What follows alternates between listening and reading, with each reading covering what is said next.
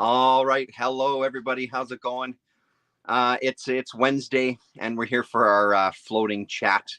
And with me, of course, is Rasa. Hello, Rasa. How are you? Hello, hello, hello. I'm all good. I'm all good. Yeah, Happy New Comic Book Day to people. yeah, totally. Yeah, I was at the shop today to pick up some books. I lucky. sent you a picture, but I haven't read it yet. I just brought it home. Got the new Fun Girl finally came out. It was pretty delayed. Um, and it's they're doing this digest size for this one, which is weird. Where's a regular size comic? Oh, look. Andrew Lopez is here. So it's a little hello Andrew Lopez. So it's a little Oh, smaller. oh, interesting. Just a little shorter, almost the same width, but I'm not sure why they did that, seeing as the last one was kind of I regular don't. comic size. But this I one is a don't. bit thicker page count wise as well too. So there's no page numbers on it, but it's Maybe, a beefy little pack though. maybe she wanted to compromise on. She didn't want to compromise on the story, so she Hmm. didn't. Maybe the. I don't know. I'm just making Yeah, shit up. I that don't could have a be. clue anything what's happening in the Yeah, printing no, service. cheaper to print up this more digest version.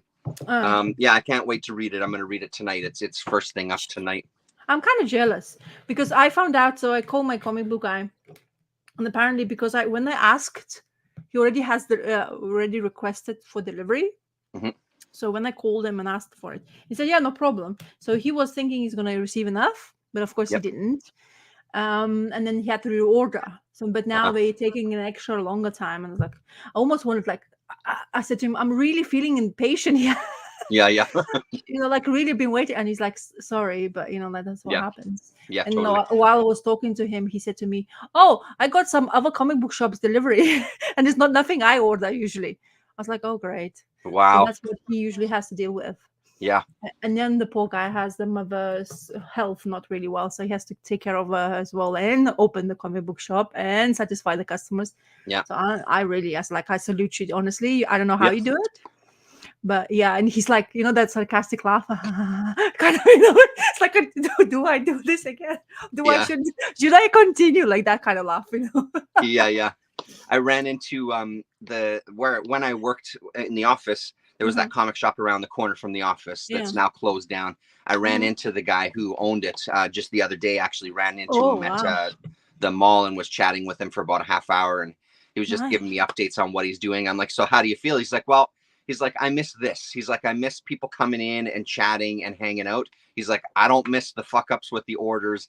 I don't miss dealing with that whole process. I don't miss any of that. He's like, that was Mm. driving me crazy. But like, I miss the kind of, people coming in, hanging out Oh, and chatting with people. But he seems to be doing pretty good. He's trying to get out. He's saying, I'm trying to get out and walk like for 2 hours every day. He's applied for some jobs and things because he had a couple of months there where, he's made enough money to kind of live comfortably and was just kind of relaxing, right? So it was good to see him out though. He's yeah, it's crazy those places gone, you know what I mean? So yeah, oh.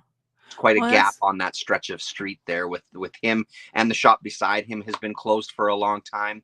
It was a oh. tattoo parlor. Across Mhm. the road was a movie theater that's now shut down.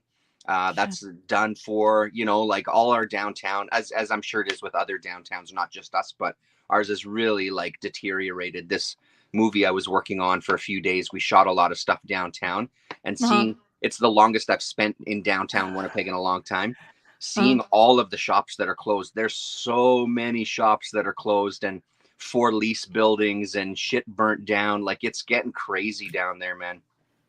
That's bad. That's really Depressing. sad. Yeah. Yeah. Well, yeah. I mean, even around here where we are, yeah, they're like small village. We don't have, well, in my village where I live, there's not just one shop. So Yeah. that one is keeping up because it's supermarket, like Yeah. Yeah. 7-Eleven, or you call them, I don't know, those quick one stops, Yeah. Yeah. you go and pick Convenience up stores or whatever whatever. you, Yeah. yeah. So they are there. So, but in Oxford, there's like gaps even, but they are basically what they're doing now. They're picking they're building more housing inside like center of the Oxford, because there's one shopping mall right dead in center where a lot of tourists coming around, and you go inside and there's everything closed, and Right. it feels like you shouldn't be here. Like Yeah. it doesn't feel like really safe. But they trying to basically close down all of them, because there's a huge shopping mall next door opened up where every shops go there. to Mhm. open up, because that's where the human traffic is basically going in and out, going in and out. But there's those areas where you go in like, Jesus, that's haunted, like everything Mhm. closed, those malls, those older like looking malls where it's like a bit looking dodgy when everything closed. When people are around, that feels okay. Yeah. But when everything is closed, feel like that those zombie like TV shows, Yeah, absolutely. Yeah. it's exactly how that looked like, and it probably would Well, look like. part of this movie was shooting in one of the malls downtown. It's called Portage Place Mall, and Oh. the reason he was shooting there is because there's so many places that are empty, because his thing is sort of like, it's this tour group going around and looking at what was a vibrant city, right? And he's Mhm. created all of these propaganda posters that he put up in the mall as well too, which were super cool. They looked amazing. But I mean, that was the draw. He wanted to get shots of people walking by, because for the stuff that he came here for, it was mostly exteriors and establishing shots and stuff. There wasn't like scenes or anything, so it was a Mhm. lot of like this tour group walking by and looking at where these stores used to be, and now they're all papered up and torn down. And that, being in that mall, there's a fountain there. They Mhm. asked to have it drained so they could come and do this tour, so you could see the fountain, because it doesn't work anymore. Nobody, it used to have a big fountain, but it's been turned off for a long time, right? So it Yeah. was the big draw for him, like, let's shoot downtown because I want to see all these vacant buildings, right? So Yeah. yeah, being in that mall was the same kind of thing. It was, there's still people that hang out there and stuff, because we've got a pretty big kind of, we got a pretty big homeless kind of population, and poverty is pretty rampant downtown, so they come and hang out in there, right? Yeah. And To just keep it hang out in the warm. mall all day, because there's only a handful of stores that are still open, right? So Jesus. yeah. And thinking about the weather you guys have in winter, how the hell do you survive? Yeah, they live in the heated bus shacks. There's no bus shacks anymore for actual people taking a bus. They've taken them over. People have taken them over, and I mean, every year the amount of people that die in the wintertime from sleeping in doorways and stuff it's a pretty big number. So like that's a very real thing here. Yeah. Yeah. I mean, it's deadly, your temperatures. Yep. And like I saw like -40. There was one time you had, didn't you? We Like at had night. on this shoot, we were outside and it must have been -40. And then we shot in this one area where we were in kind of a wind tunnel, and that wind must have been like 30 kilometers an hour. It was, no matter how many layers you're wearing, when that wind picks up, it cuts through every single layer. I You can bet. be wearing 5 layers of clothes, it still cuts right down to your core. So luckily that was just for a short time. Then we went around and it was sunny, and we were behind buildings that were cutting the wind, so it was much better. But like, Oh. man, yeah, there was one day that was pretty goddamn cold on this one. Andrew, I didn't realize downtown LA, that's where you are, or you're in Uh-huh. LA. Uh-huh. Lucky. All the Hollywood stuff. Yeah, totally. Direct flight from LA to Winnipeg now. It's a pretty big bit of news for us here in town for films coming to Winnipeg. So Oh, yeah. that's why the movies are coming to your land. I Oh, mean, yeah, always hopefully, have. it gets more. They've always come here, but this will Yeah. hopefully help get more here with that direct flight, because that was always a challenge for people, having to take a couple of flights to get back to LA. Now it's just one plane, Winnipeg to LA. How long does it take? How long did it take to get the flight here? Yeah. No. How It's long the flight is? that I'm not really sure. I don't know. I I wonder. didn't look into that. Yeah. 12, 14, maybe 16. It depends with the sheer size of America in generally. It's, Yeah. even halfway through is kind of like halfway through Europe or Yeah. more, Yeah. Yeah. actually. Yeah. Like you almost go from UK to like Dubai or something, which is about 16 hours. Right. Flight. He's 2 2 hours hours away. away. Good. So you're not in the madness. Oh, right. Oh. Yeah. Yeah. Nice. Oh, now you have a Um. choice. Okay. So talking about movies still, Oh, or yeah. TV shows. Yes. So we watched we're keeping up with Reservoir Dogs, like you were saying. Yes. And Awesome. dude, the one episode destroyed both of us. My husband first, he couldn't watch it, and I couldn't really stomach it. So Melba, you know that episode when Um. when Granny passed away? Yes. Yeah. Wasn't that a good Oh, episode, man? it was beautiful episode, but Jesus, it destroyed me. Kind of like I That was even wanted to the tear it up. girl, the actress who plays like the granddaughter. That's the first episode that she wrote. So she wrote that episode because it's Oh. based on some of her own experiences in with her people and stuff. So that was the Yeah. first one she wrote. It's a hell of an episode. It's one of my favorites. Mm. Yeah. I think this is the episode where, if she, like you say, wrote it, where her performance kind of took the notch up. Totally.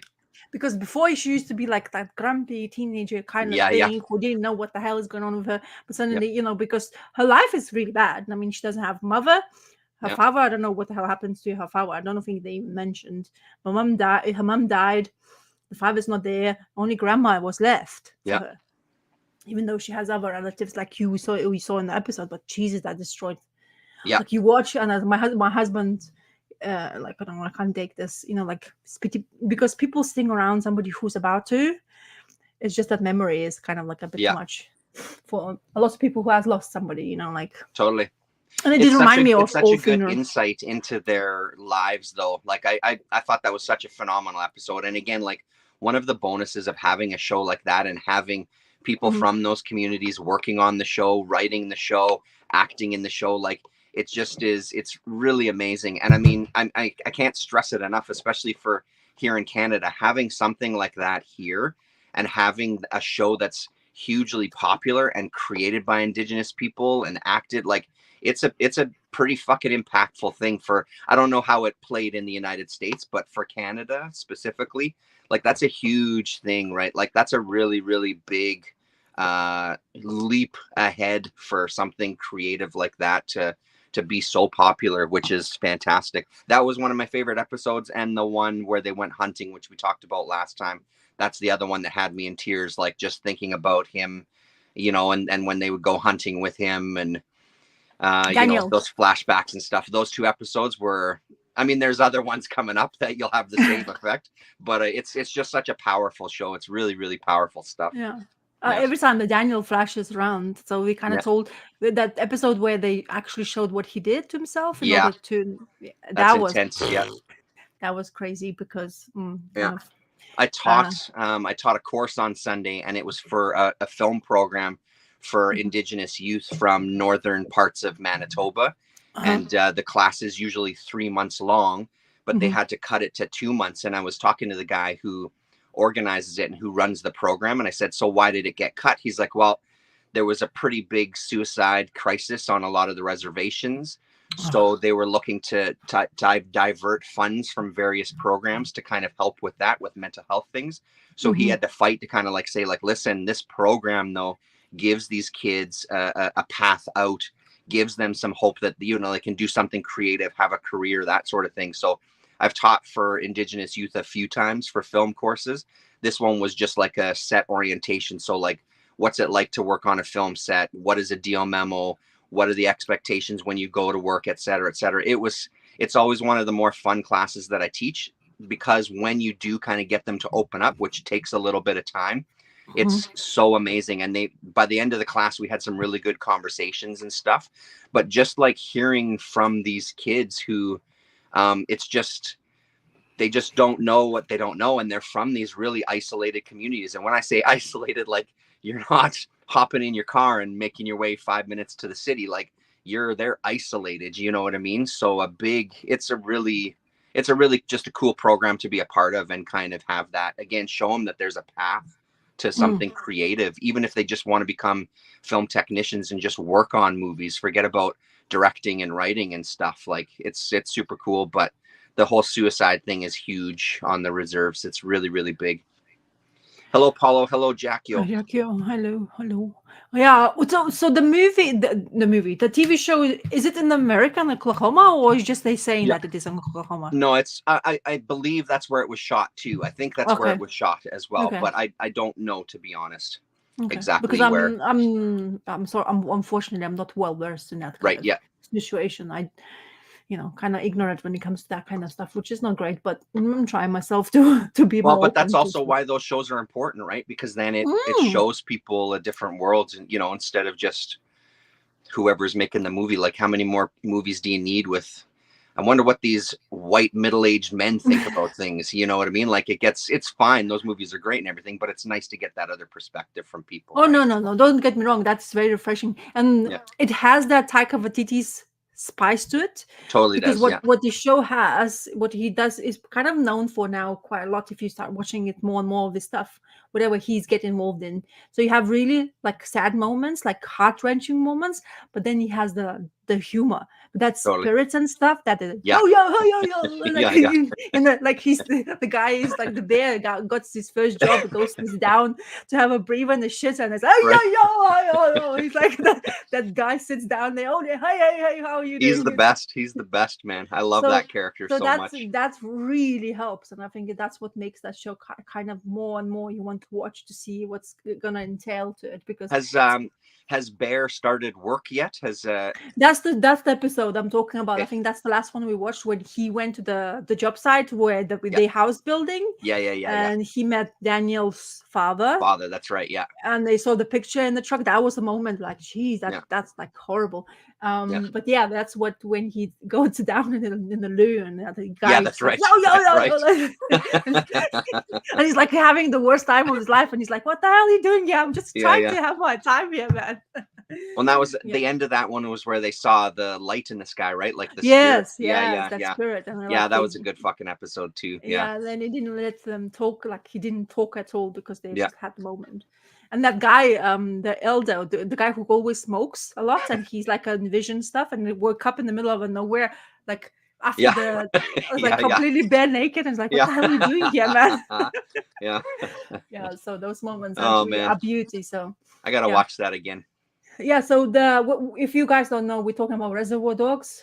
It's Reservation Dogs. Oh, Reservation Dogs. Yeah. Yep. Sorry. Oh my God. Yeah. Sorry. I tainted the name. Sorry. No, it's fine. No, they have the Reservoir Dogs poster up in his room. Bear has that in his room. That's exactly. That's what that's what flashed to me. Yeah. Anyway, so yeah, if you guys haven't watched it, highly recommend. It's a bit slow at the beginning, but then it blooms up like a beautiful flower. Yeah, and it just gets better and better as you go. Like it just gets better and better. I watched a British made-for-TV movie this week from 1984 called Threads on YouTube. Okay. Dude, man, everybody here watching, you should, if you haven't seen it or if you don't know it, check out Threads. You can find it on YouTube. It's not a happy movie. It's kind of like a what would happen if there was a nuclear war kind of thing.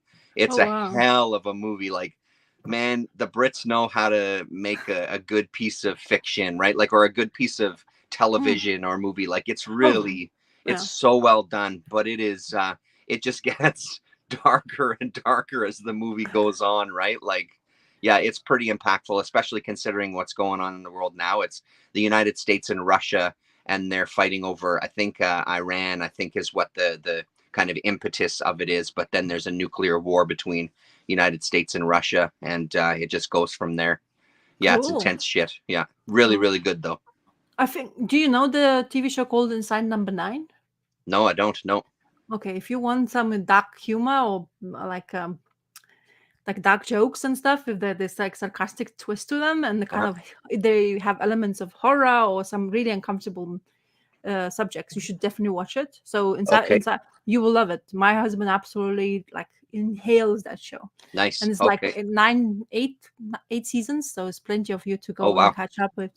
Yeah, and the guys who actually in there, that's the creators as well. There's 2 guys of them, and they are one of the high like caliber actors and generally creators of that kind of stuff, and they make the scenes like really make you uncomfortable, because they go like the places where people don't talk about, right?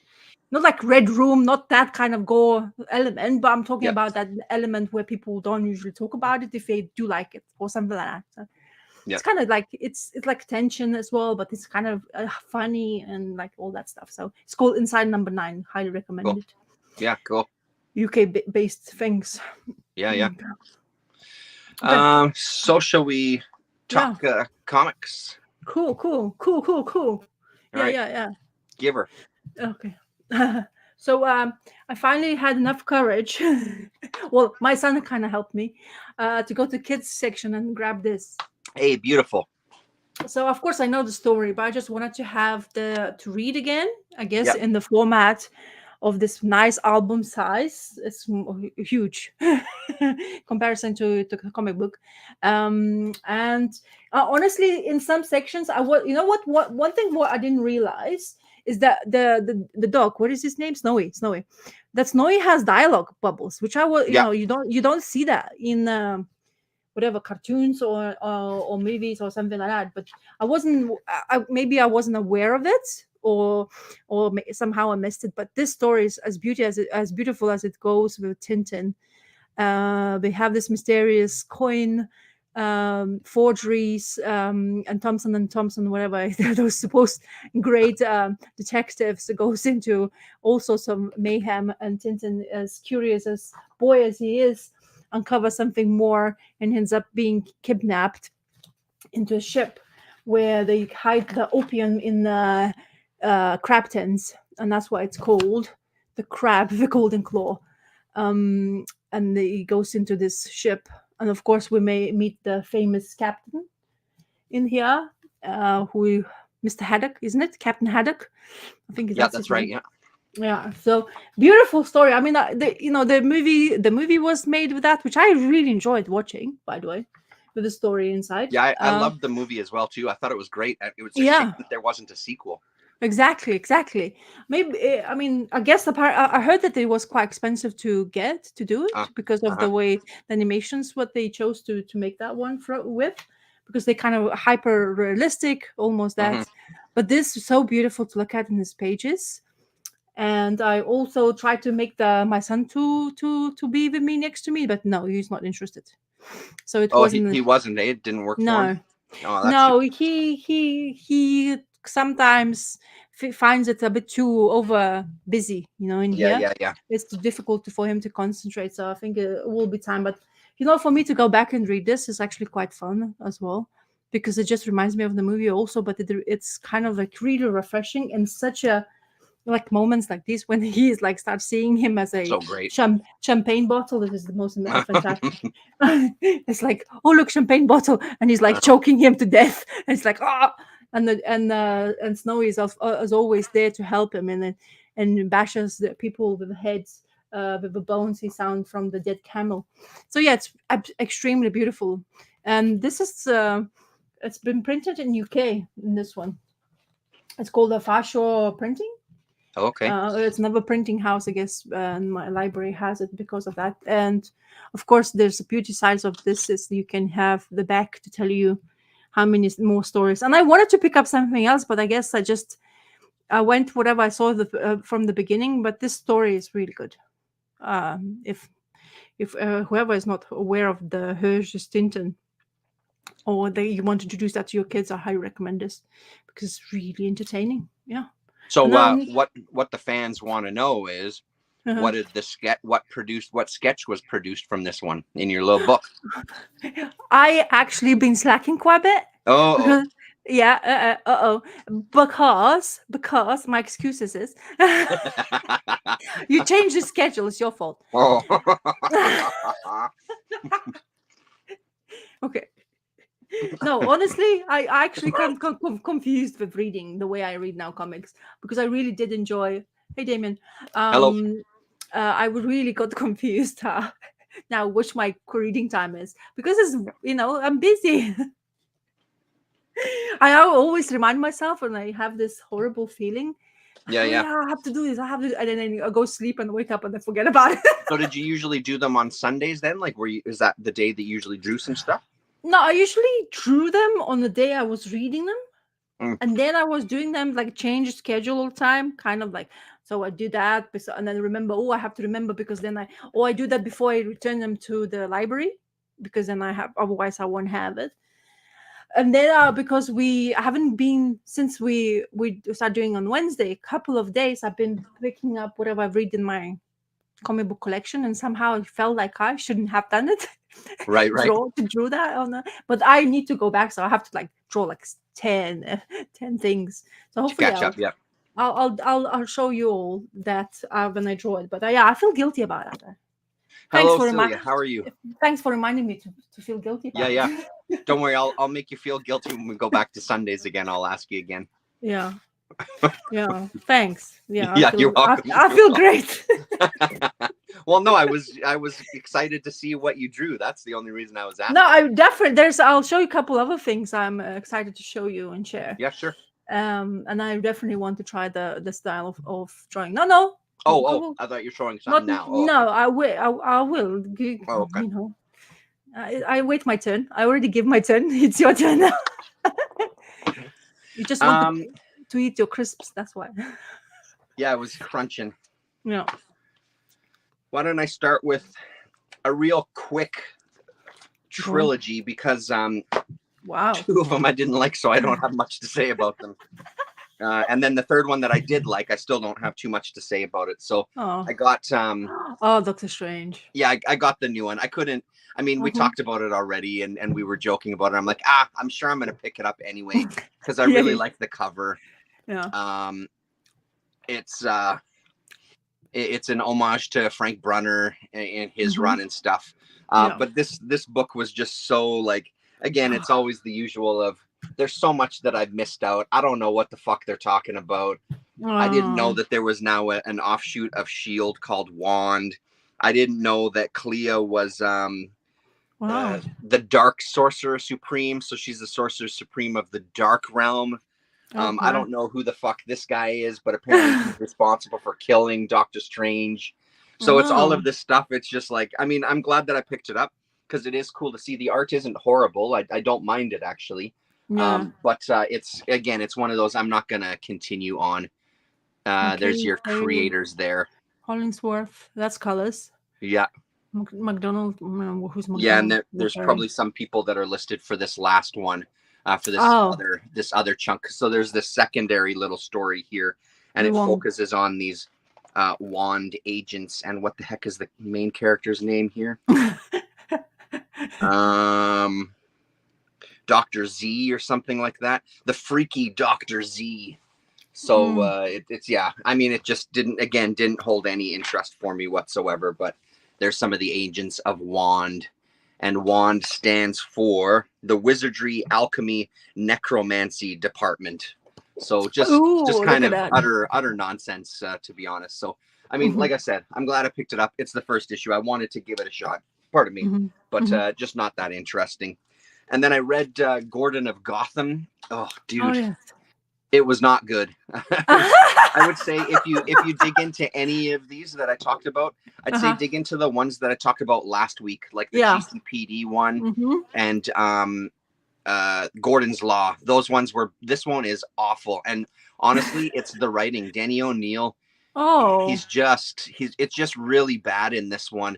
Yeah, it just didn't do anything for me. It was kind of an interesting premise, but the first 3.5 issues are Commissioner Gordon telling Batman this history of when he was kind of like a beat cop and the shit that he saw on the beat and how it involved in politics and dirty cops and stuff. So there's some good ideas going on there. It's just it was presented really horribly. It just the dialogue was so, I don't know, man. It just didn't work for me. I like the other ones better. And then finally for this one, it's just the new Batman Adventures continue. So issue number, what is it now? Season 2, issue number 3. And this looks like it's a part 1 of 2. It looks like it's going to be a continuation. And this one again was just fun. We got Joker in this issue as well too. So just a kind of solid issue, and the art is top notch. And this one has Paul Dini writing, I think. That's cool. Is it just Paul Dini or is it someone else too? Where are the credits?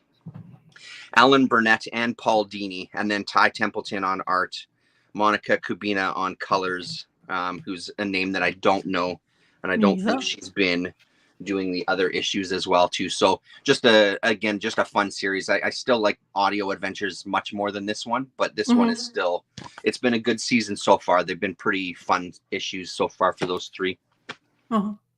That's it for those. I'm going to receive issue 2 and 3 of Audio Adventures in the post. So I spoke to my comic guy. So like, can you please? And he reminded me because already I forgot it. Yeah.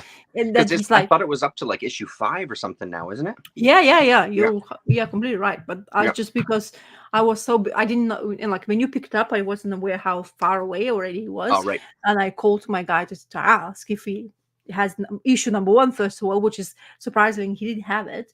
Oh, So I got it, I read it, I talked to you about it on yes. here, Right. and then I kind of like forgotten that I want to read extra, but and I was telling him I do want it, and then he just gracefully ran me. So do you still want them? It's Yeah, like, yeah, yeah, sure. yeah. Yes, send them through because then I can read it. I definitely prefer that one. Those adventures, I'm not gonna read. I just, Yeah. You had a bit of a iffy feeling, and I was like, that kind of like inconsistently puts me off a little bit too Yeah. much. So I was like, oh, okay, then I'll maybe read in the graphic novel because I know And it's the not audio adventures is the better choice because it's really, yeah. really good. Like, in every single issue has been really good, and it's Mhm. just it's solid writing. The characters are so much fun. Like, it's a really good balance. So I mean, yeah, out of the two, you made the right choice for sure. Yeah. Cool. I'm Yeah. glad. I'm glad. Yeah. I show you the book I have. Have not read yet. So I like Tilly Walden a lot. Oh yeah, Way here too you well go. aware of that. But what I didn't realize, because like me, I pick up the books without I see the name, and that's what drew me in. I didn't realize this Clementine, which is book one, is printed by Image Comic Books and is based on Walking Dead. But that's Tilly's work. Like I didn't know that either. Yeah, me neither. So that's what you see inside. So just to show you people. So all black and white and her art and stuff. So I'm gonna read it for sure. It didn't put me off. It's black and white is better because I'm not into the Walking Dead anymore. That thingy just passed me away now. I'm not really have much care for it. But this is interesting because I know why I picked it up also because it was part of her. What creator done beforehand. So because I've read a couple of stuff from Tilly before, I wanted to pick up something else what she did beforehand. Yeah, so I picked this up. So this is what I've not read, unfortunately, yet. And this one I haven't finished, but it's a hefty read, and it's Ducks. Hey, nice. By Kate Beaton. So Yeah. it seems to be I am. Yeah, exactly. Yeah. That's what usually that's what my thought was. But anyway, so this I've been waiting for forever. So it's been around. I could have bought this book as well. It's been quite very popular New York Times best-selling author, Kate Beaton, and she is Canadian. It seems to be the last couple of things I read. So this one and another thing which I have to talk about is the Canadians. And this it's kind of like really cool for you to have because shows all the Canada, Yeah. and that's where the Terrence is from, the Manitoba. Correct. Right there down at the bottom. I didn't realize that you are close to what is it? Saskatchewan. Yeah. Yeah, where Regina is. Yeah, that's right. Yeah, sorry, just or funny. as we call it, vagina. Yeah. So yeah, it's very good because sometimes the map you see you always connected to America, and that kind of you get lost in translation sometimes. But then when it's just puts this way, you kind of have more like how huge Canada is in general anyway, the vastness and the amount of country. Huge and empty. Well, not necessarily a bad thing, like. No, I don't think so either. Yeah. So and then she divides that in areas. So Nova Scotia, Alberta, oil sands. So because that's where that's where she's from, and that's where she's gonna go to work, and that's why it's called Ducks 2 years in oil sands. And she introduces herself. So you're going to read a story about my life. Basically, she says, so I just finished my school, and she starts telling her how basically life goes in where she's from. So she's from this tiny village called Mabou, Mabou.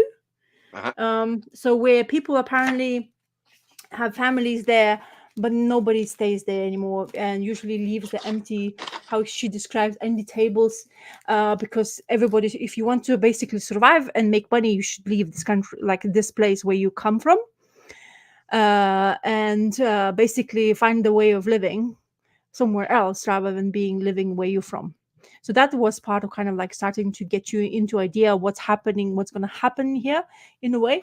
So she describes that her decisions to make what she graduated and she graduated of arts, but unfortunately because she studied, she has a lot of debt, of student debts she needs to pay off, and that's basically weigh her down.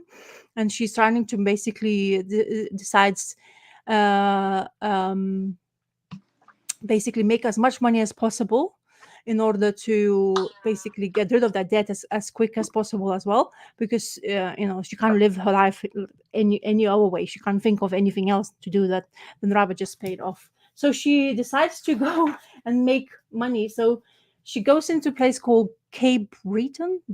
Cape Breton, yeah. Yeah, Cape Breton. Sorry. Well, thank you very much. No, that's good. Yep.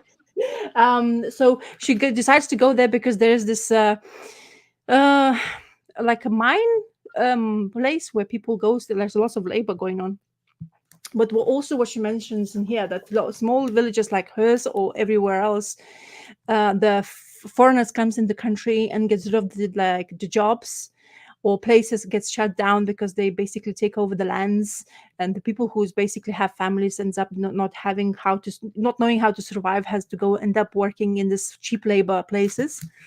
And she decides to go there because she wants to basically quickly because she doesn't think her education is good enough to get her job to pay off her debt, and that's what her initial thought was, to do that kind of job. And her parents are really like it seems to be very religious. And they were saying to her like, but why do you have this education? Why did you end up studying it if you don't think that you can actually earn the money? And then she was keep on saying like, oh, the quickness of the money I'm making, and she was fixated about that. She has two daughters or two sisters as well, or three sisters as well in the family. And basically she speaks to this uncle who comes and visits in her town before she makes a decision where to go. And he tells her about this job, and where they don't really need an education to do it. She just needs to go basically pretend that she knows all about tools, and she will be able to find a job. And she does find a job. What she doesn't realize is how the job she's going into is very male driven jobs. There's really little females going around, and she's 21-year-old kid, really, or naive girl or woman, let's say this way, where the man who's married are living in the middle of nowhere, work in the middle of nowhere, live there as well, and sometimes because the shifts are crazy. And then she gets to basically being harassed by them just because, and she needs to toughen up because that's how it's going to be going anyway. So would you expect it? Like you were applied for the job where where you went to. Some people were saying to her. What also goes to the storyline is that she gets abused in the party. It's all because she keeps on staying, and she feels that she has no choice but just to work. And also she also said in here is the way they were educated. To have a job is a good thing. To have a bad job is not bad thing either, in order to survive. So that kind of mentality doesn't really help you, like at the beginning of your life. So it basically goes around her working in this place, and then she continues reading her, experiencing this thing where she has to like work and make the living and learn how to behave next to older men, next to older generations of people. She meets people in there. She also tries to basically get a better job or get move up into positions so she earns more. But she ends up basically working like 12 hours a day and only 2 days off. Like 12 days work, 12 days work, 2 days off.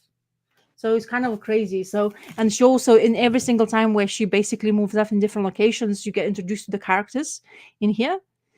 So I read to that point where she got she blamed her. She didn't she kind of blamed herself for being drunk, and she ended up in a situation where the man basically invites her to pick up her own drink in the party, ends up basically raping her. But they don't really disclose that perfectly at the beginning. It's afterwards, what consequences afterwards happens to her, and she's basically trying to describe what's happening to her, and that becomes a bit more difficult to read, because she's like really she doesn't have confidence in herself. She doesn't feel like she should be always being told, like, talk to her like a doll, a baby chick, or like your tight ass and blah blah blah. So she's becoming so much less, like even less more confident in herself, but more confident at work she's doing. So she's kind of contradicting herself in that sense. Should she stay in this work? Is it really necessary for her to go through this, or she feels like she doesn't have a choice? So, and I'm unfortunately I have not finished. I went through halfway through this book, more than halfway through, and it's extremely entertaining, but it's a hefty read. It's actually, and I don't want to rush into it because it's like those moments where she's telling you the story of a life, which is really entertaining. Because sometimes it's very difficult to talk about, especially when you talk about subjects like these. So 430 pages, and it's amazing to read so far. And I think for the love of comics, I think you read that as well. Yep. This book. So I was entertained to see, and then my library had it, but had to specially order to come to me because it seems to be very popular, and it's not easy to. It took me 2 months to get hold of this. Oh wow! So I had to wait for 2 months in order to get this book in. So I'm really excited. I was like really into it. I really like her, really not like simplistic, honestly, art style. And even though the people looks kind of similar, but the way she's enclosing them in conversation, you kind of know them already and you don't get lost, which is great. And I think it's really important in that sense. And because the subjects, the way she talks about those, like, I guess I am like a year and something in her work journey, so I'm not, as I say, I have not finished yet. But I really am curious to see how she's gonna go, what she's gonna end up being, even though we know that she is, like now successful artist and stuff like that. So her life is a bit like much better than what she started. But we all have those moments when we start a working life after educations. And of course, for some people who actually go through university and get the debt on top of their head and weighing that down, that's, I think, it's already a lot. Like you not only you're afraid of going to find a job because you study for something, and then still have that expectations. Somebody will expect me to pay that off somehow. So in not having that, I don't even want to think of it. I never even went to the university in the first place. So I guess that's why I don't even know what debt, like that kind of caliber debt, can be. But yeah, I wouldn't want to be in that situation because I know how any debt whatsoever which I had or maybe I would have, it always wears me down quite a lot. And psychologically, I never was kind of good with it either. So seeing this, I don't know how you guys, some people has to go through that kind of mentally, because maybe because I've been depressed because of some situations like that. So like it's kind of, people are suicides happens because of that kind of death situation. So it's kind of heart-wrenching, but it's interesting the way she puts this life when she starts, and there's this her sisters who's basically in kind of similar situations. They all study, and she's like looking for jobs for them in here, even though what she's going through already is not great. And then she's already kind of like, oh no, I have to help them because there's no choice, because we're in the middle of nowhere. I can't just go to Toronto because I don't have a clue what's in Toronto, because nobody's there doing that kind of stuff. People she's surrounded by is going to that kind of like a work kind of related jobs where you basically grind as much almost to the end of your day, and then hopefully you'll be able to basically make your dues, and the life just passing by. And especially when you're 21, your mind is basically telling you, oh yeah, you're supposed to just enjoy, broaden your horizons if you are that much curious about it. And then you end up being in somewhere, you basically work one day in the morning, another day in the nighttime, and you're like, so where's the life? And she's like weighing it down. Oh, okay, I'm gonna get paid for this a bit more, but then I have to pay rent and I have to pay for food. And then she goes for a more expensive job where the situation where she's been at, but then she doesn't have to pay rent, nor she has to pay for food, because there's inclusive accommodation, is because it's like dead nowhere. Like they basically take the bus, or somebody has to drive her to the bus, and then the bus takes her to the workplace.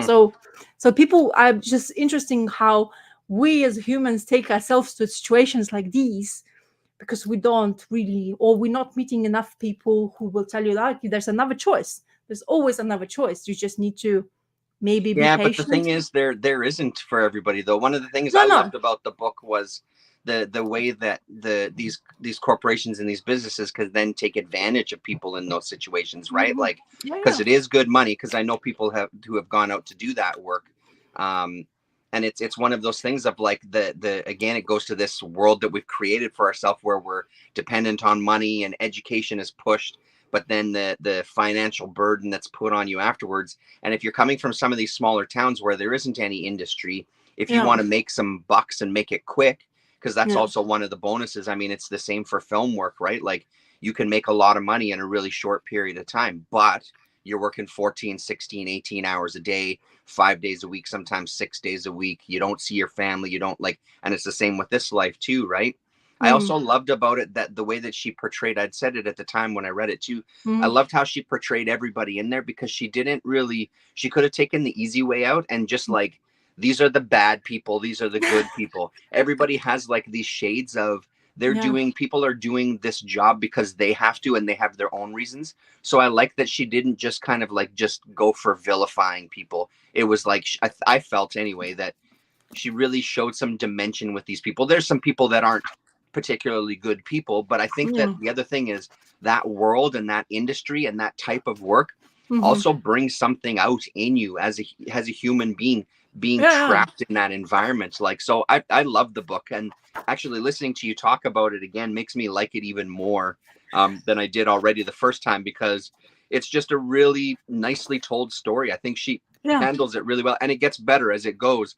Yeah, She yeah, yeah. develops and she changes, and it's Yeah, really yeah. fascinating stuff. No, that's the thing what I liked as well. But there's some the way she's right. I think there's just languages you guys use in the Canada, because there's some abbreviations I don't have a clue about. That's like it Mm. doesn't make sense. Like B, is it BDY, something like that? So is it buddy? Is that what they're Oh, saying? Like I'm not sure. I'd have to I see. can't. I can't even. That's what I was looking while you were talking to see Yeah, if I yeah. can show it to you, because I just like couldn't understand what the hell is that means. You know, Right, like right. because you know, at the end of the day, it's where you come from, like where you're at. You Yeah, still have those, you know, like words you guys using. Like in my country, we have some places where I don't even understand what they say right. sometimes because of the slang. Let's say this way, yes. So she was writing it down. I was like, what the hell was that? But I just skipped it because, you know, it still made sense, the sentence. Yeah, But it's like, I just like, it bothered me. I wanted to ask you. And of course, like silly, I didn't put a note to it. right. Even though, actually, you know what's funny is I bought a post-it notes and I didn't, I didn't use it. Yeah, yeah. So yeah, yeah. As honestly, a lot of like that's what how it was. I heard you talking. I had for Yeah, love of comics. I heard to just to remind me yeah, that you did talk about it, and I didn't realize at the time when I was reading it that you had, because yeah, this familiarity, you know, because you spoke about it. So something in there is like deja vu almost the yeah, point, yeah, yeah, because yeah. like what? But I've never read this, you know, like I've Yeah, never had it in my hands. But I really enjoyed the, as I say, her conversations are really easy to understand. totally. Her people are the douchebags, like you say. She doesn't portray them as douchebags, but they are, and you can Mhm. straight away sense it. And there's Yeah, some females in there, like they talk about like sex and stuff, and she's like really uncomfortable about it, but they're just like really forward. And she yeah, just takes the back and she's like, "Why do you guys like treating me like this?" And she's like, feels right, like, "Oh, you're like a child or like an eggshell we're about to break," and I'm like, and you know, that kind of conversation. And I kind of, you know, when you don't know life situations that, or you have never been in those situations, it's really daunting to you, you know. It Mhm. becomes like, so you become really kind of silly in your head, you know, start judging like yourself because you're not aware that this is happens and stuff like that. So Right. it's kind of vulnerabilities of humans are kind of interesting how she portrayed that as well. Yeah, totally. And just really showed like how hard that fucking life is. And Yeah, again, like she had a choice. She, you know, because like you said, we know that she didn't stay there because she's a cartoonist now. yeah, But yeah. there's other people who they're still there. You know what I I mean? They're know. in that life because they don't have another choice. They don't have other options, you know? So she's able to kind of dip her toes in and, you know, get some experience and pay off debt and stuff like that. But Yeah. yeah, And also funny how her mother or of her family saying, "Oh yeah, go to have a Thanksgiving Day there. It's like, but I don't know who they are. It's like your Yeah. family. I was like, but I don't know them. Yeah. And Yeah. it's just like really petrified. But Yeah. like even your family members are far ahead. Like, you don't meet, it's still family at the end of the day. But Yeah. when you haven't met them, they're almost like strangers, even though you share Totally. the bloodline. And then that feeling, is just kind of interesting. It's really entertaining for sure to read this. And I know why lots of people were talking about it, because even though some places are uncomfortable to what situation she's been at, but I think it's interesting how she has to deal with it still, and how her mind processes are working afterwards. So Mhm. yeah, I'm really looking forward to finishing them. I really kind of sad I didn't, but as I say, I don't want to rush into it, and I Yeah. bet that it's going to be as entertaining to finish it than as it's to start reading this book. So There's yeah. still at our local bookstore, they still have a display up for that book. Like that's, because it's Canadian is a big part of Yeah. it for sure. But there's still a display when you walk up in the window, you see ducks still sitting there even That's after all great. this time. I Yeah, mean, honestly, it really drew me in. I read it all in one kind of chunk, I remember, and it really drew me in. I was really impressed. And that's like I knew who Kate Beaton was, but I'd never read any of her other stuff. Hark a Vagrant and all these kind of things. I never read any of it. I was very familiar with her, but yeah, I was pretty impressed. no, I honestly, yeah, I'm definitely gonna probably gonna keep the name ahead to see if you're gonna have anything else in my library. Hopefully they do. But I remember going to the bookshops, and when I don't know why, but maybe it was a reprint, I guess, of that book, because I know you guys talked about it quite like way earlier than that. But Yeah. when I saw in the bookshop, I looked it up, and afterwards they're saying they're selling out like this. Oh wow. So that was great to see, at the end Yeah, of the that's day, good. that kind of people, especially, like whoever, doing their own stuff to want to show to people. And it seems to be extremely popular. So I'm glad Yeah. for that as well. Cool. Yeah. Why don't I talk about this one that I know you read? Go on. Oh, yes. Button. So I finally read Press Enter to Continue. Read it yesterday, I think. Man, oh man, did I love this book. I liked it. I liked it a lot more than the other one that I read, that McBurger's one. I thought there's so much going for this. Like it's her first book that was translated to English at Fantagraphics, and it was 2019, I think. Yeah, 2019. So originally published in 2018, the English version is 2019. Yeah. Man, was this ever good. So it's a series of short stories. I love, like, there's I'm going to try not to go page by page, but there's so much that I love about it. And one of the biggest things I love about it is this storytelling technique for each of these short little stories. Press enter to continue. And then this sort of avatar kind of appears on the page, and you go to the next page as they walk kind of into our story. And then you get the story.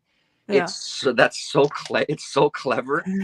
So it really gives you this kind of sense of you're observing, you're definitely an observer, and you're watching these characters, and you're watching this kind of interaction. Yeah, I mean, I won't go story to story, I promise, but just stuff like this, like the use of it, the way that I read it anyway, this particular story, it seemed to me like the different choices you would make and your body sort of would split off. So there's all these multiple options that you can take at any point in your day. So I like that idea of actually duplicating the figure. One now goes to watch TV while the other ones keep going. This tiger gets into the play here, and the colors are gorgeous. The art is gorgeous. The stories are really interesting. They're just kind of vague enough that you can really inject your own thoughts into it. But there is still like a theme going on. I feel like what exactly that is, I don't know 100%. But even like this kind of texture here shows up later in the book, the very last story. But again, this intro to each of these chapters is really beautifully done. It's on my list to buy. This one I need for the home library here, because I loved it. So what do you think about the zoo story? Because that's what's fantastic to me. That one, The- next one, next to you, just now. oh, That this one page. here where they go to the Yeah, circus, like the yeah, sideshow. circus, not Yeah, zoo. Sorry, circus. yeah, Sorry. yeah, yeah. I liked it. Again, I'm not sure. I'm not sure I totally understood it. It feels like she absorbed this guy.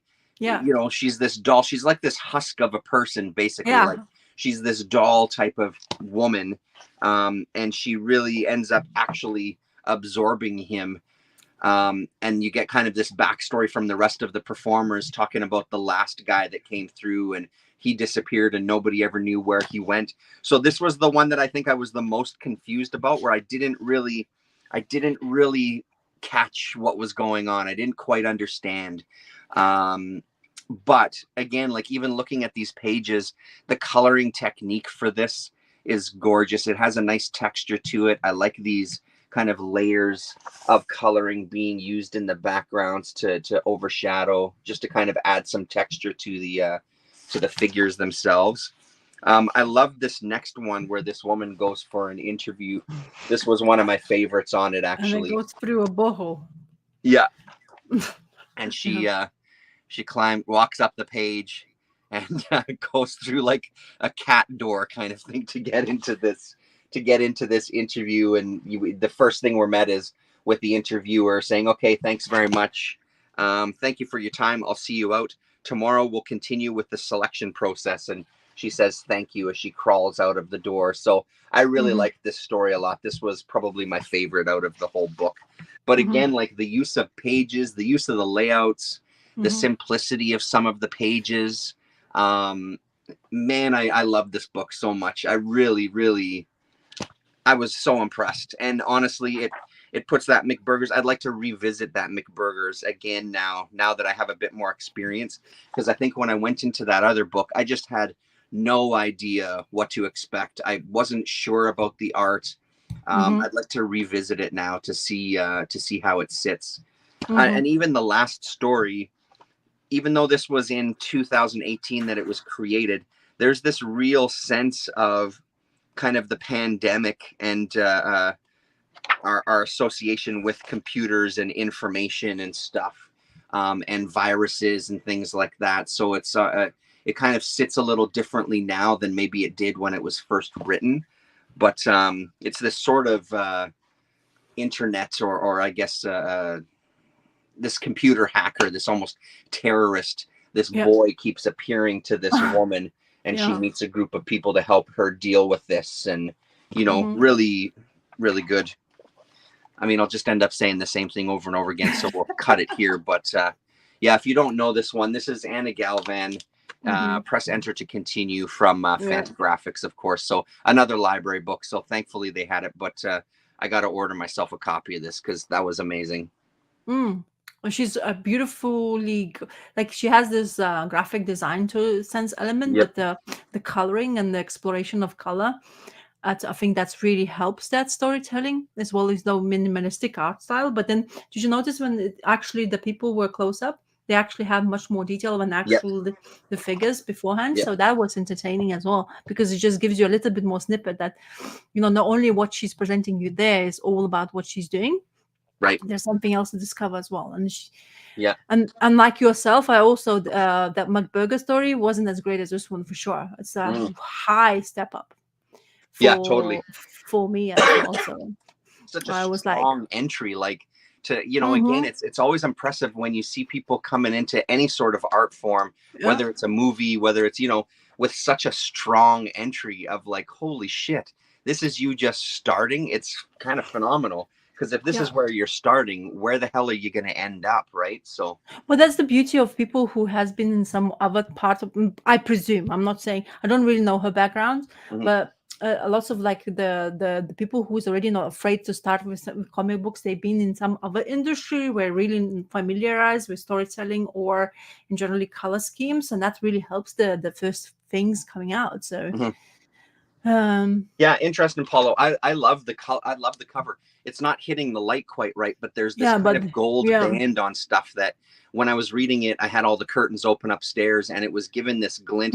I really like the cover actually. yeah, It really worked for me. But the interior art is really fantastic, no Yeah, doubt. it doesn't really give you much the cover itself doesn't give you much of a story what you see, but Totally. it also makes very big difference what you see on the screen when we show it, but actually you see it in your hands, because that colors even becomes more like really a part of the storytelling of her. So I really enjoy her graphic, like really strong presence of colors, which is not everybody wants to play with that, because not easy to actually manipulate colors in the right fashion way. It doesn't look like something odd's going on the page, but actually everything flows really right. So yeah, the color theory, as they call them.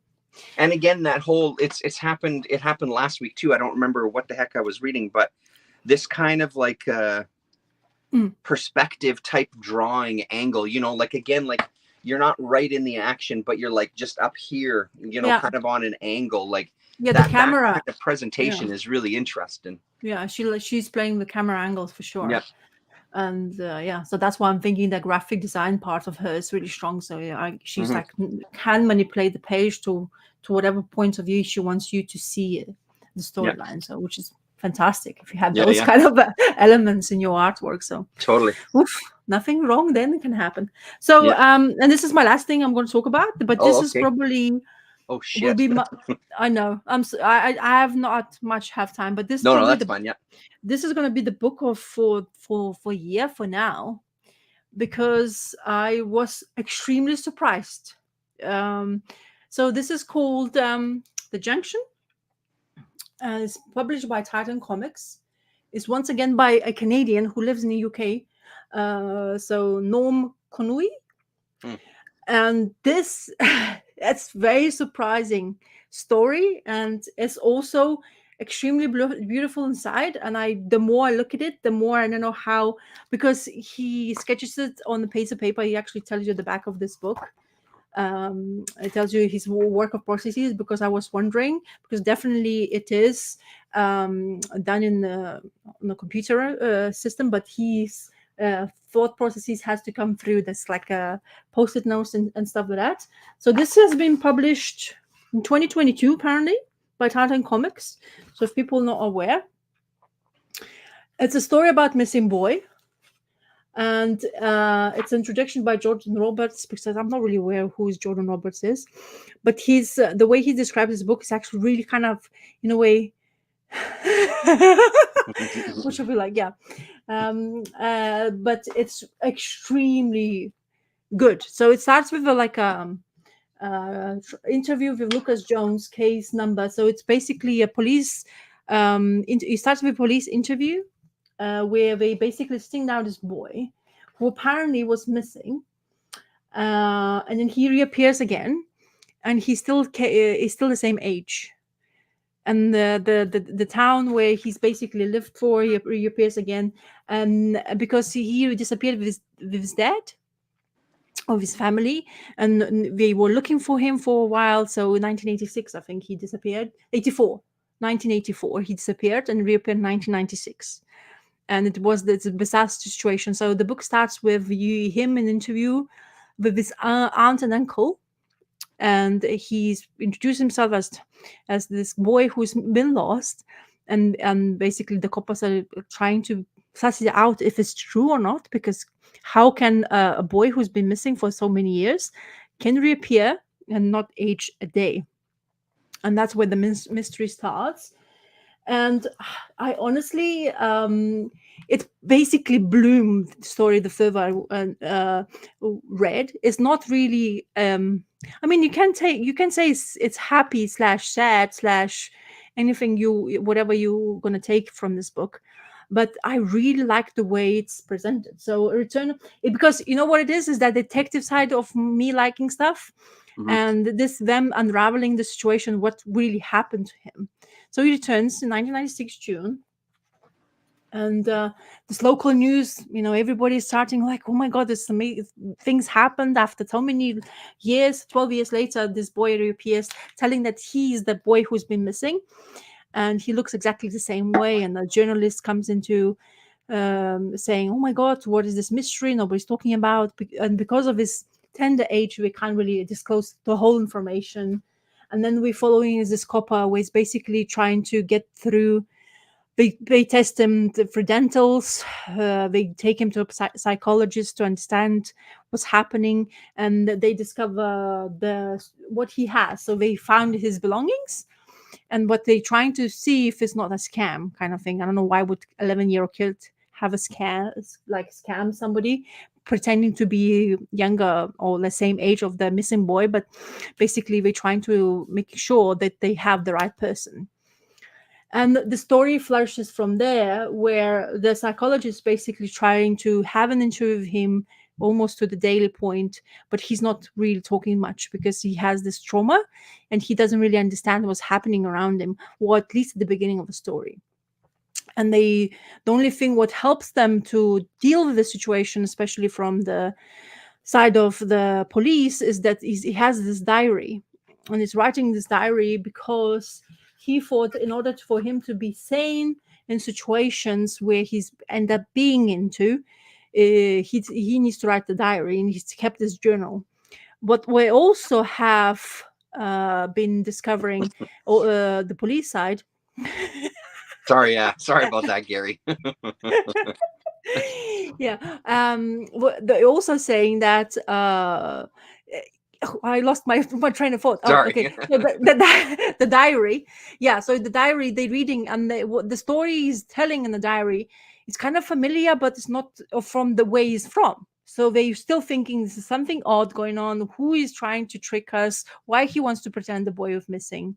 And then we start to get to know the story, and where he talks to Noam, where he's by this house, where he's going basically go back home, like not like it's just how explanation of this diary was. So he's coming back home, and this Noam starts to talk to him, or at least he thinks it is, but actually there's somebody in the well talking to him, asking him to open the well just slightly so they can come out. And the dad who is there telling who you're talking to, don't talk, just go home. And he starts to find like really weird behaviors. He doesn't understand what's happening because, like as 11-year-old, it seems like he just woke up, like, or he was somewhere and he came back home and nothing bad happens. But then his dad starts to act strangely. The places starts to look different. He has this really bad nightmare he's continue having, where he's drowning. And basically start telling you the picture, what might, I don't want to spoil, what might have happened to him or to his family, and why why he would reappear, not being is like aged as you're supposed to be aging in 12 years. Really well told. I don't know if you can guys see the colors really well, but yeah, this it's really nice. Yeah, it's really looking great. There's this mysteries where he says the tourist. So the tourist comes into town because he's driving the bicycle, just to go to pick up something in the shop. And there's this family standing and ask him, so is this the Florida? And he's like, what do you mean? No. And then he's like, are you sure? I would just want to get to that hotel. Where's the beach?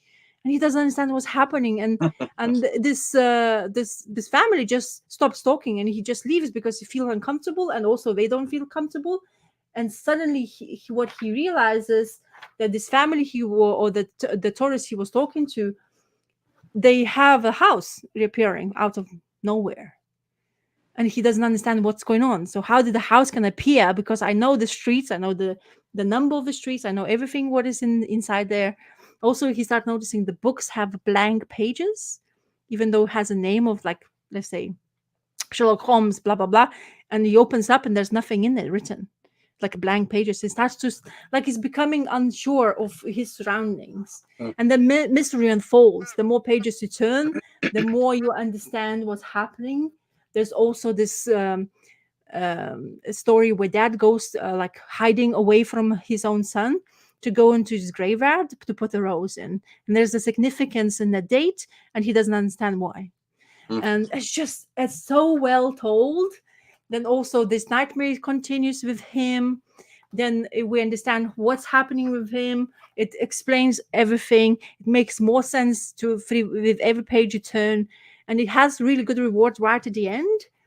And I really like this. This is such a well done thing. So this creator, who I'm talking about, Norm Kanui, this is one of his first works of comic work, but he's been in animation work, so that's why. But he just wanted to delve into. It says that being professional animator for many years, and he was working for companies like BBC, DreamWorks, Nickelodeon, Cartoon Network. He was a senior animator on BAFTA and International Emmy Award-winning preschool series Hey Duggee. And he's a Canadian, and he's been living in UK. And this is The Junction is his first foray into the world of comic books since being a teenager. Cool. So really good. Titan Comic, Titan Publishing. I'm not gonna spoil the end because it's a beauty. It's just the way it unravels and the mystery surrounding the story, and the way the colors are working and how important the color scheme was. And it's just like, if you rush into it, you kind of can breeze through it. But if you just give us a time and just look at the surroundings, what he sees and who he actually is, it will explain everything in the book. And honestly, wow. And it doesn't look great, to be honest. I don't think this cover amazing. Yeah. The back, I think, is even, for me, much better, because it has him on the bike and the pages of missing boy. He's been missing for this many years. Can you help? Those kind of posters. And I think that's really helped. But this side, I mean, it's very graphical, but those like explanation, gorgeous book and blah blah blah. I don't like that. It spoils the cover. Right. I mean, I know you're trying to sell, which is, of course, but honestly, it's $26.99 pounds or $30 this book when it came out. So it's not the biggest book of them all, but the page is really nice. That slick page.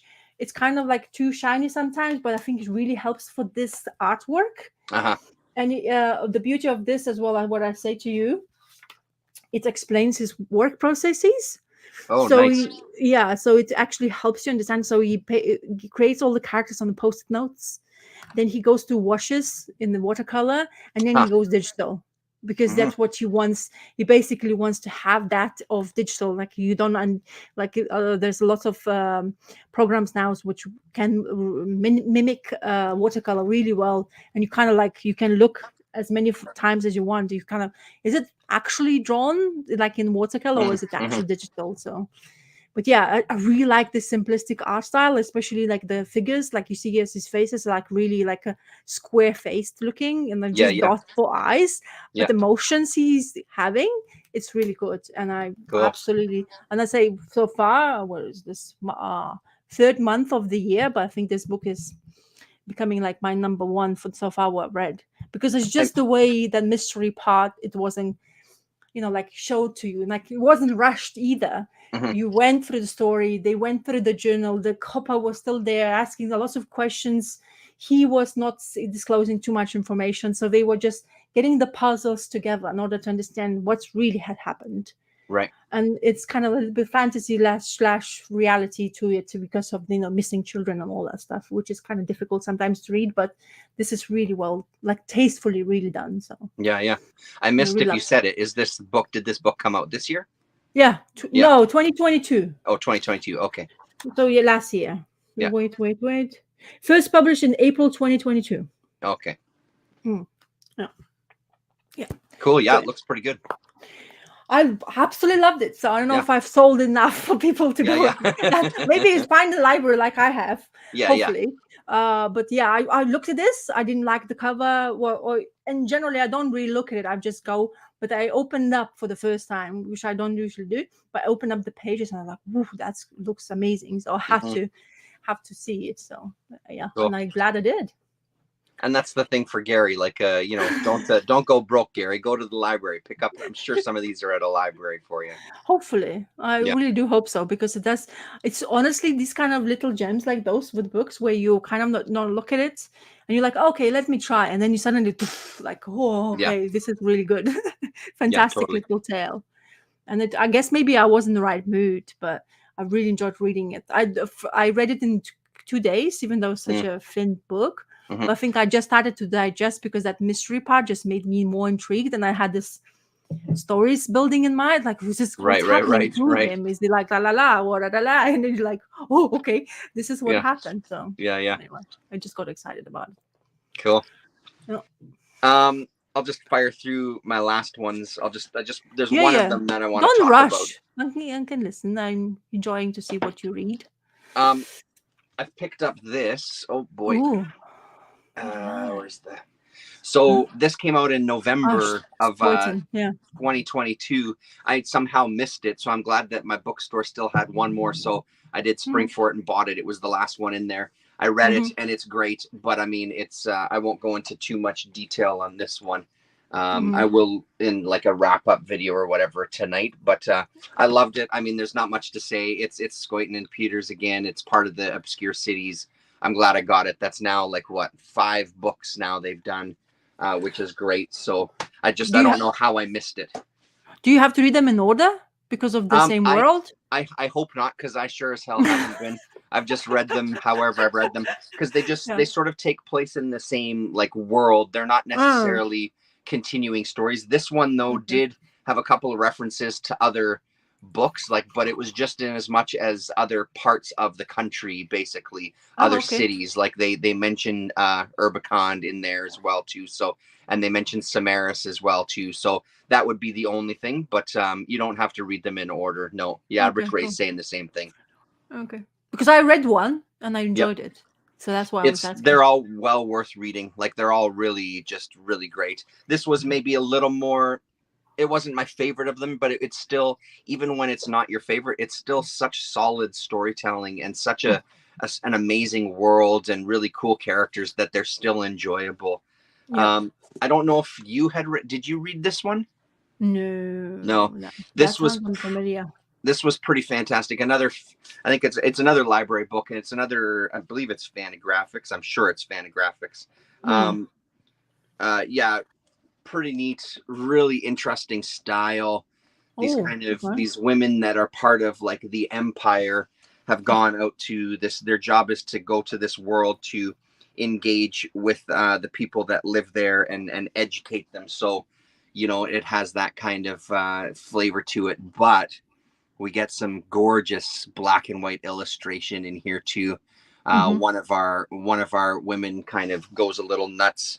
They have this contact here that's this man that a couple of them are smitten with, and he's kind of their contact there. And Oh. you learn more about the world, and you learn more about the creatures that live there. It's just a really nice little story, really nicely told. Pages like that are beautiful, Mm-hmm. but as it goes, it just gets more kind of graphic and bold with its choices. Mm. Really nice stuff. So, not an artist I'm familiar with. Sophie Goldstein is the creator here, so Okay. well worth finding at the library if you can find House it. of the Woman. Okay.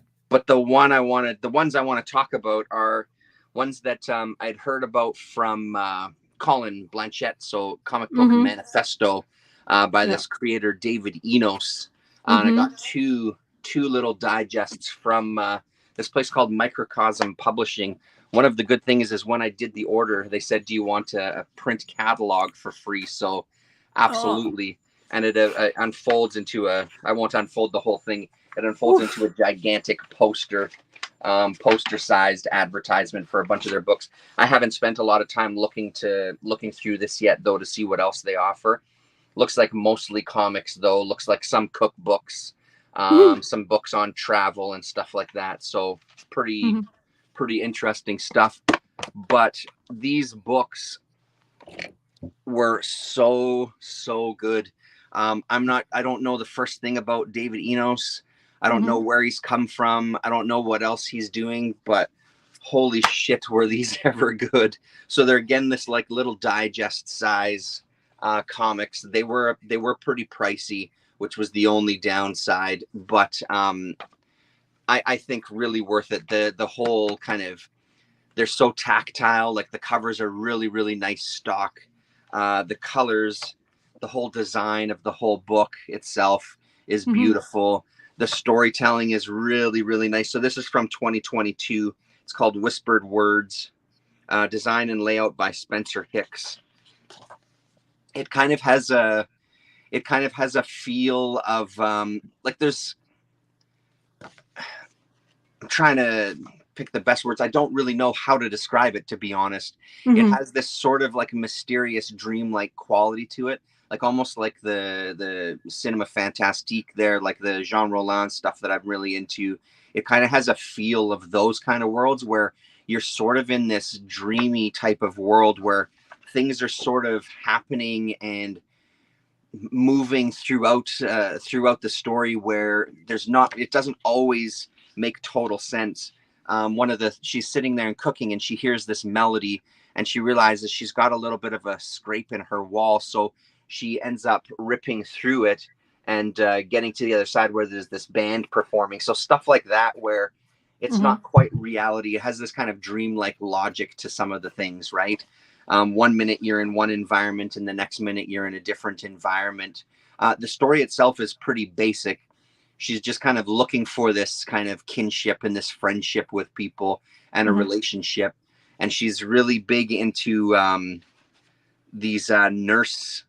What are they? What does she call them? Mm-hmm. My nurse books. Yeah, they're just these nurse books. I'll show you in the back.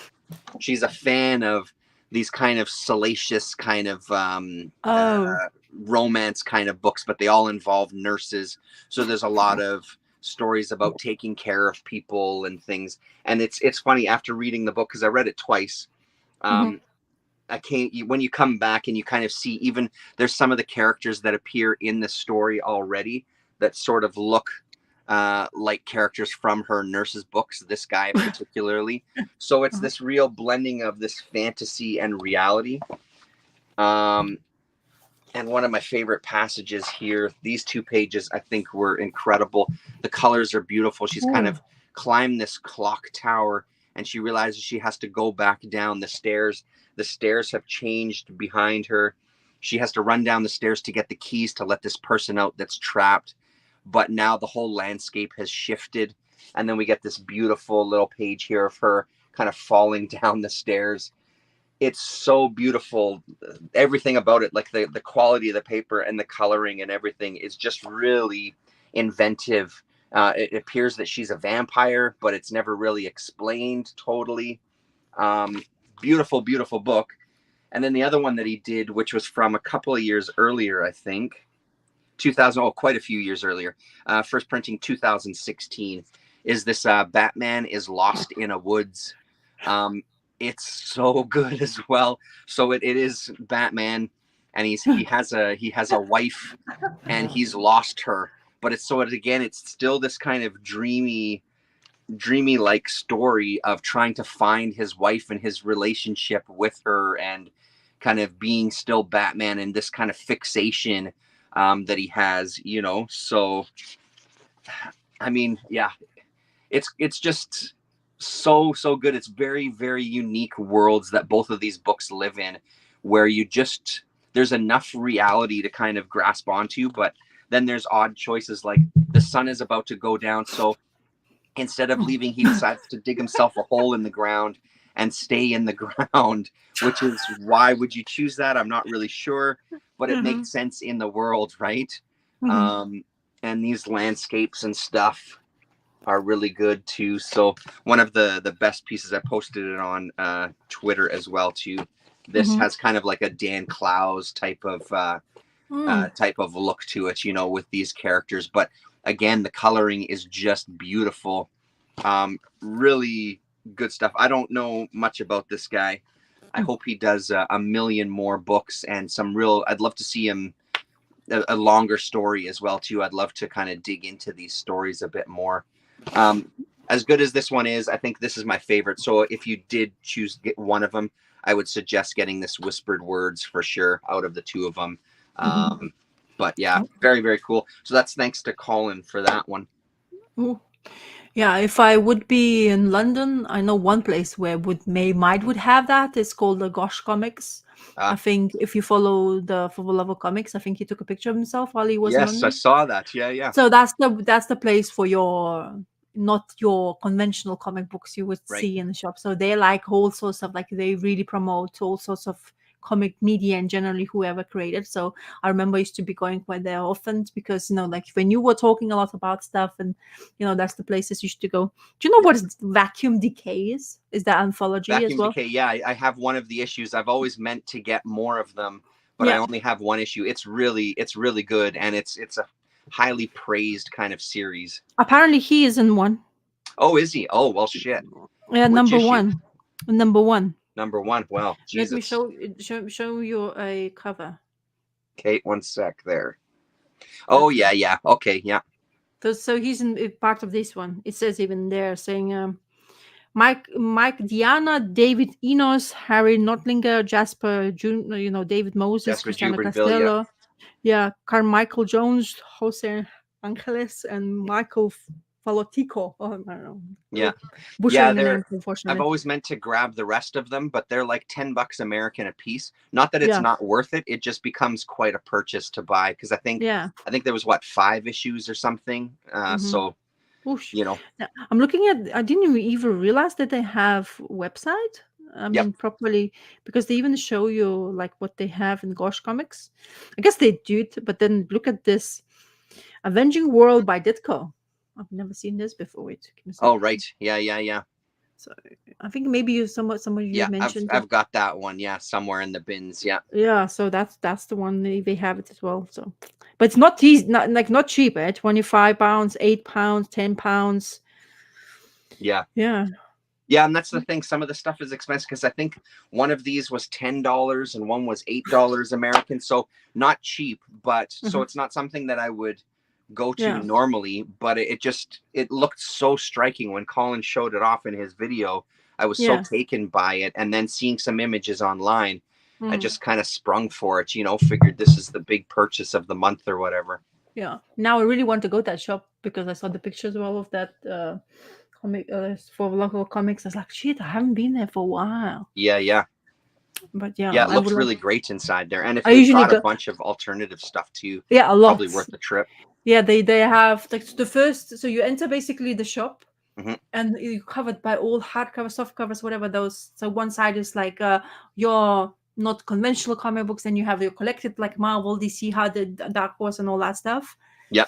And then you have downstairs basement where you can pick up back issues as well and new comic books as well. So they have 2 kind of levels of that. I got them from Microcosm Publishing, Damien. I want to say, so visit our bookstore in Portland, Oregon.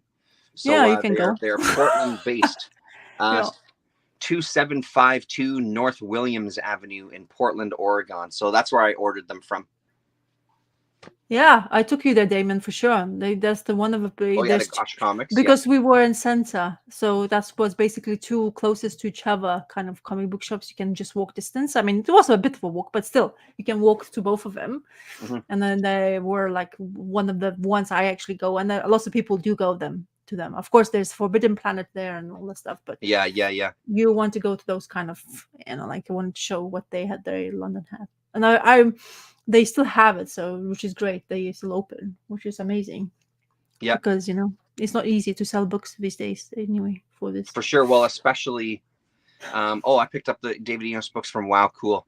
I think a bunch of small press retailers should have them. Yeah, that would make sense there, Rick Ray, for sure.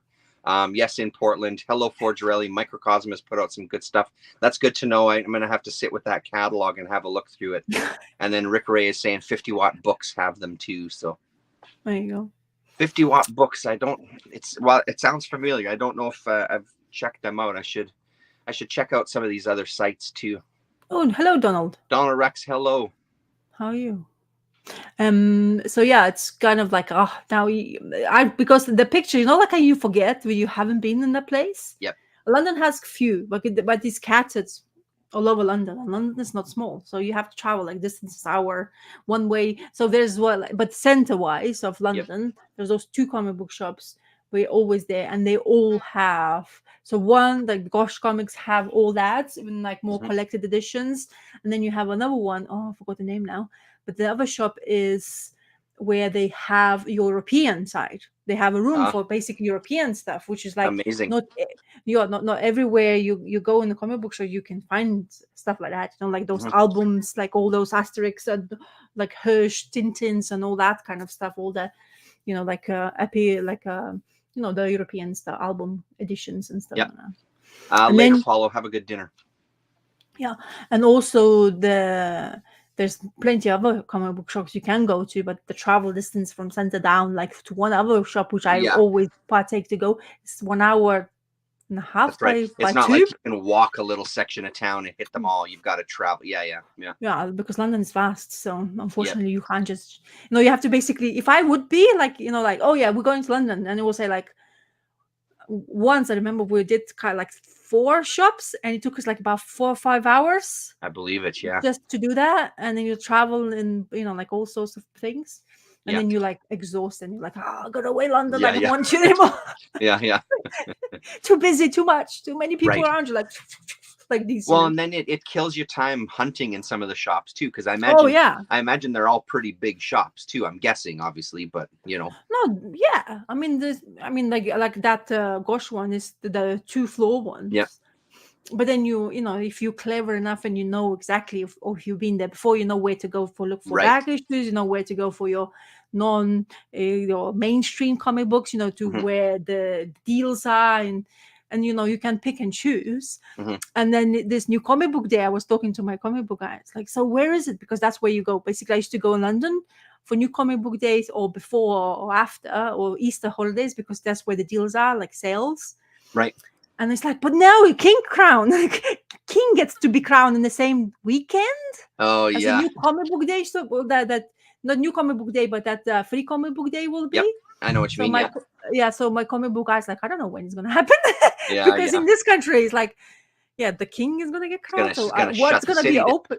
Well, everybody's hoping that that's what's gonna happen, but Charles is not winning too many graces at the moment.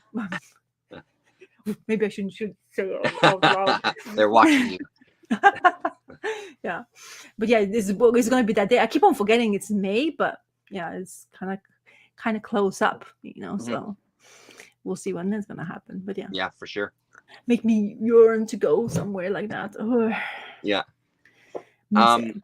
Just for Microcosm, if you end up going, Sleepy, make sure you post some photos if you end up visiting. Or video. Let us know what it's like. Yeah. Yeah, or post and after, like picture before and picture after, and see. Yeah, that would be great. You'll know where the sense of it, of idea of the publisher is. Yeah, totally. Okay. All right. Any mail? No, do you have that's any mails? Yeah. No. I got. I was telling Rasa before we went on. I think I don't remember who recommended it, but somebody in the chat here recommended this Robin Year One. I got it from the library, and I've read a good kind of. I've put a little bit of a dent in it. Man, is this ever good so far? I'm really enjoying this. We'll see where it goes, but it's pretty fun, and I'm loving the art style.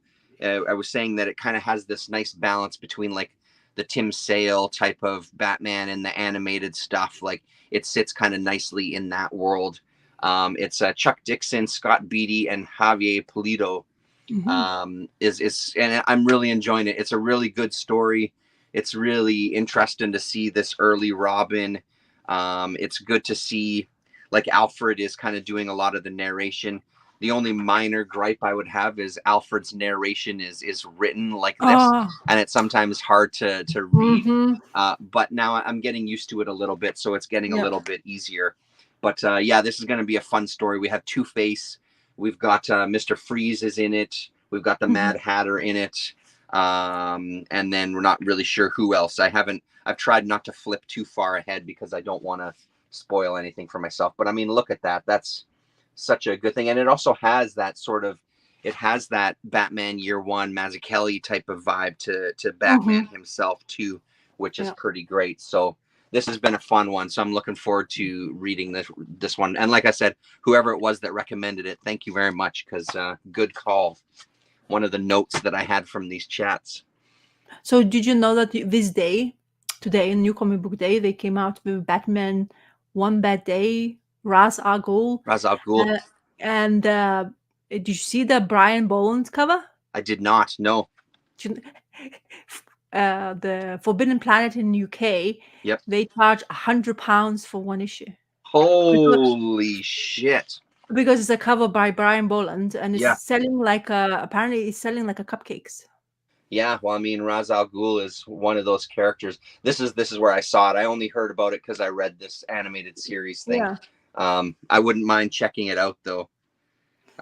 Who is it? Tom Taylor and Ivan Reis. yeah. So Yeah, 64 pages.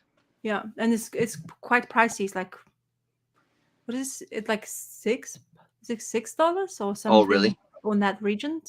Yeah, That but would make because sense. Yeah, probably like uh, $10 American or something. Or yeah, maybe, yeah, but I don't know. I actually don't know. But Brian Boland did a cover, like the quite a few covers, but there's one specific cover where is Ra's al Ghul in green background, looks fantastic, wow.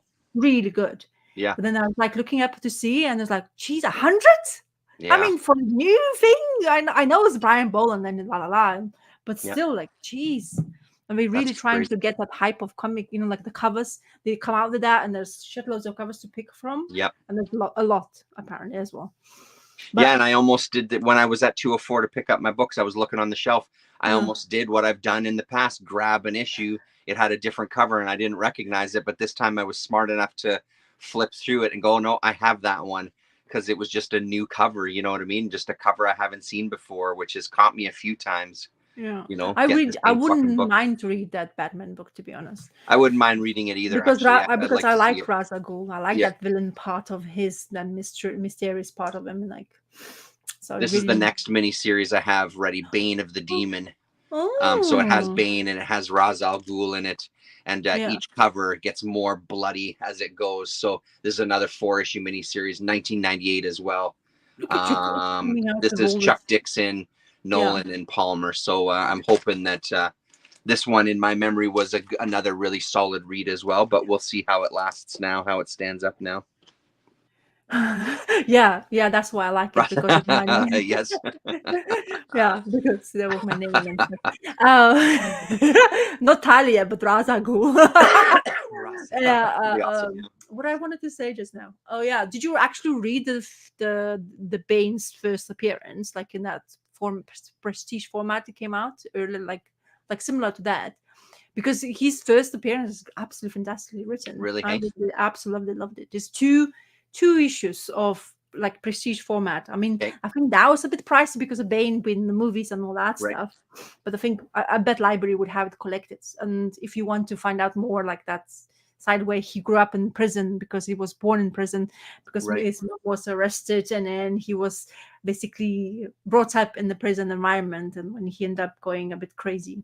Of course, Yeah. who wouldn't go crazy if he was born in prison and Yeah, no, totally. or Yeah, you yeah. know that kind of side of the world? So yeah. Right. Yeah. Cool. So anyway. All okay. right. So next, I think Yeah. we can go back to Sundays.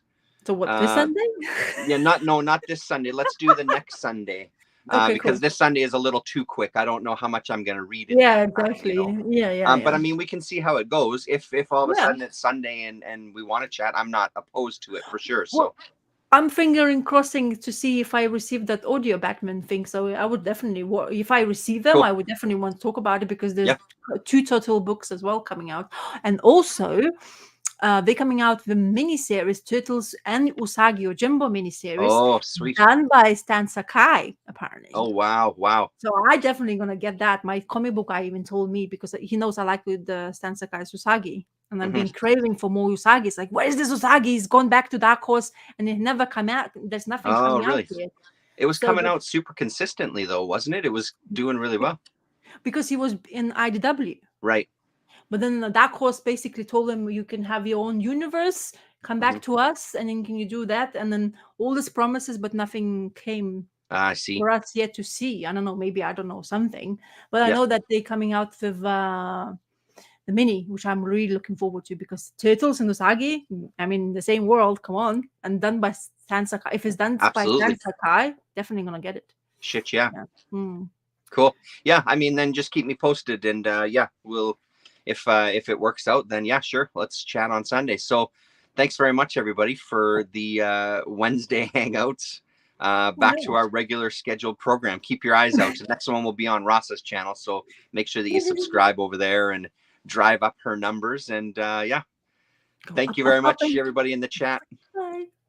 Later. Yeah, exactly the same, Damien.